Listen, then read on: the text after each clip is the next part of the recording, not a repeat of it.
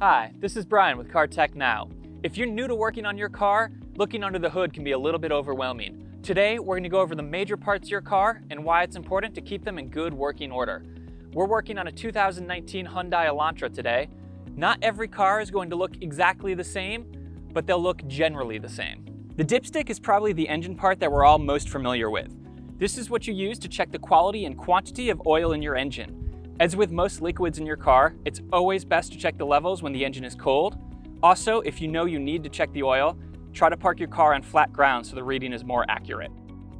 If you check your dipstick and need to add some oil to your engine, don't put the oil where the dipstick goes. Open up the oil reserve cap and pour the oil in here. The radiator is up in front of your car.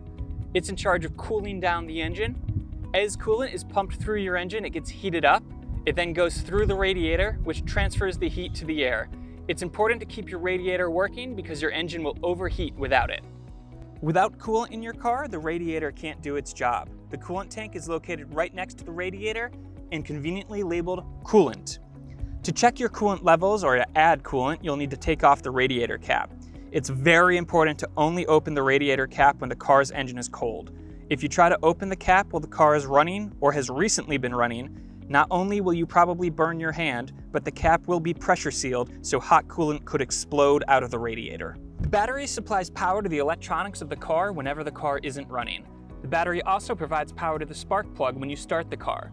Like I'm sure has happened to you at least once before, if your battery doesn't have any power, your car won't start up and you'll need a jump.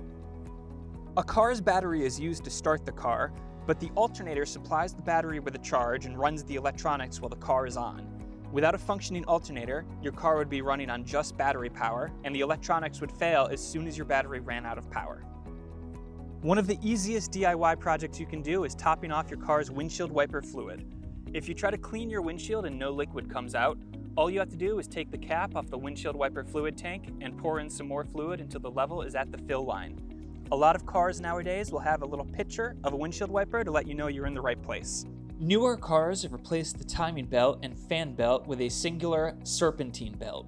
The serpentine belt is how power is transferred from the engine to the other parts of your car.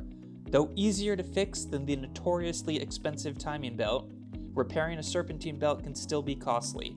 If you see any damage on it or hear any strange noises coming from it, you should get it checked out right away. Just like in your house, your car has a fuse box. It serves the same purpose, just making sure that the electronics don't blow out any circuits. Much like the name implies, the air filter filters out harmful debris in the air, making sure only clean air is used in the internal combustion process.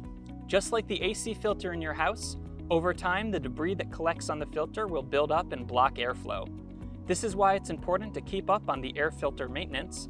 The general rule of thumb is to change out your air filter every 30,000 miles or after 3 years, whichever happens first.